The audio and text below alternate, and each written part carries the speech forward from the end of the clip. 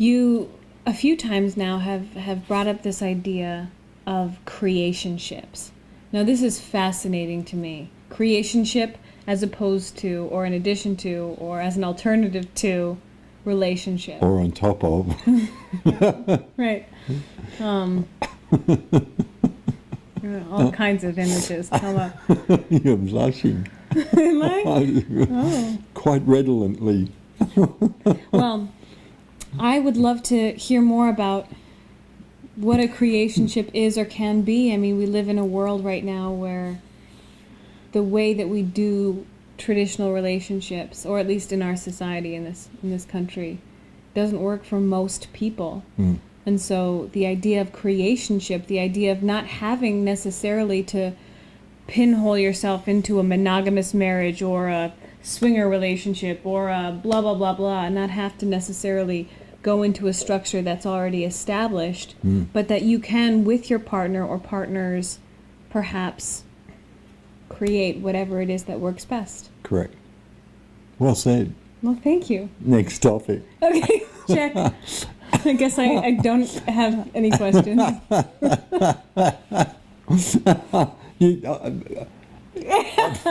I'll just go and have a cup of tea. And Tell me more about it. Tell me more about this idea. Well, your assumptions about the words are brilliant and nail it.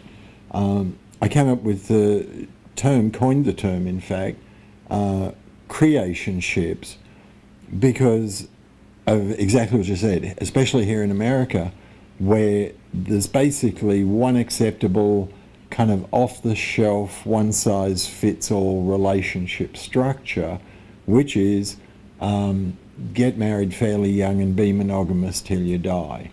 And fun! yeah. And have some kids along the way and, buy a house and, blah, blah, blah.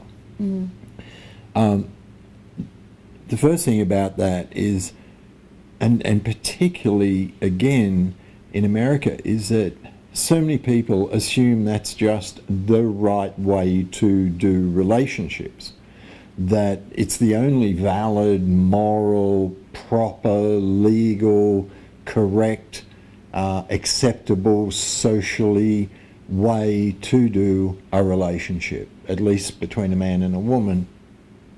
And the gays are crazy. They're trying to get into the same personal hell. 50% of the married heteros are trying to get out of it and do within 3 years of getting married. There's a few other things that are worth talking about in background to creationships. The first one is that, especially in America, there's so little awareness of anywhere else in the world. Some wit said that America goes to war so Americans can learn geography. And it's true. But one of the results of that is that there's no exposure to other lifestyles. There's no exposure to, or very little exposure to other culture, and particularly to other relationship structure choices. And the fact is that people around the world have all sorts of different structures that fit their society for whatever reason. The second thing is that I've talked to so many people, and very few have any clue at all how or why we have the current structure of relationships. And it's very simple and very historical, which is going back hundreds and hundreds and hundreds of years, if not thousands. The man was a breadwinner, the woman was the breeder. Did you say the man was the breadwoman? Breadwinner. I think you said breadwoman. Maybe my mouth skipped. I was going to say, and the woman, the breeder. Yeah, and that was their appointed roles. And remember too that the other thing about marriage is that the idea of marrying the person you love is a very, very recent thing. It's only probably in the last 100 years that's kind of really taken hold, because before that you got married for security or status or family. I mean, even today in America, what's it called? The social register? I don't know. Where all the sort of old families and very wealthy families are literally in a book. And if you're in the book and you want to stay in the book and stay in that social group, that very upper class version of American aristocracy, if you want to stay in that class, you have to marry someone who's in the book. If you marry a commoner, a normal person, you're pretty much a social exile or reject from that aristocratic class. I was staggered when I learnt that. So that's still happening. In England, as recently as Prince Charles and Princess Diana getting married, where just before the wedding they were interviewed and they said to Charles, how is it to, are you in love? And he said, yes, I suppose so, whatever love is. and silly Diana didn't realise that royalty doesn't get married for love, it gets married for breeding. Yeah. If there's love involved, that's a bonus, but it ain't the point. And it happened that Diana was the only... they searched the country for a blue blood aristocratic virgin girl for Charles to marry, and they had to find Diana, who at the time was, I think, 9. No, she was 17. But that's how kind of pernicious that system is. So that even in when we're talking about getting married for love, it's still an institution that's incredibly old and I would suggest outworn because it's rigid. And when that system was created, along with a lot of other institutions that are in our culture, those systems were created in and for a time where nothing changed, where for hundreds of years nothing changed. I mean, the occasional war and pestilence and stuff like that, but after the war or pestilence, everything went back to normal.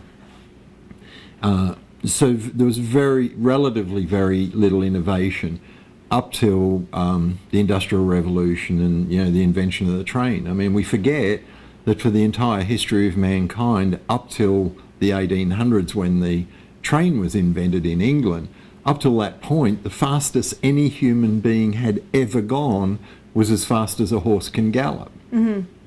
I mean, that's astonishing. And that's only in the last pretty much 150 years that we've started to increase our speed on the planet. And that's changed lots of things. Okay, so those institutions are very old and they're very rigid. And the problem, and here we start getting to the idea of creationships, the core problem I see and see hundreds and hundreds of times in seminars and talks and talking with people is that you take that fixed, rigid relationship structure off the shelf and then two people climb into it and nail it closed from the inside. And what happens now that didn't happen 100, 200 years ago was that when that happened 200 years ago, nothing changed. Circumstances didn't change, the environment didn't change, people kept doing the same job, they stayed in the same social strata, their positions in life were pretty much fixed. England has some great examples of that. I went to in Piccadilly Circus, oh Lord, what's it called? I've just blanked on it, the fabulous hotel, famous hotel, where the doorman's job is inherited. Wow. And I got talking with one of the doormen, and his father and grandfather had spent their whole lives in that job, and he'd inherited it. And he could literally will it to his son or sell the job. And that he could get like £150,000 for the job because the tips were so good. Yeah. So that, I mean, that's fantastic. And he said his son wants to take the job. So that'll be 4 generations of, in one job at this hotel. What's happening today is that we're in the greatest rate and level of change ever known to humanity. Things are changing so fast, almost to the point where they're unmeasurable. So in about the last 30 to 40 years, half of everything that's happened on this planet for human beings has happened in the last 30, 40 years. So half the people who've ever lived on planet Earth have been alive in my lifetime and almost in yours. The books ever published and written. Half the bombs and wars and people killed, and half every indicator you measure, half of everything regarding human activity on the planet has happened in the last 30 to 40 years. So we've literally lived through half the history of humanity.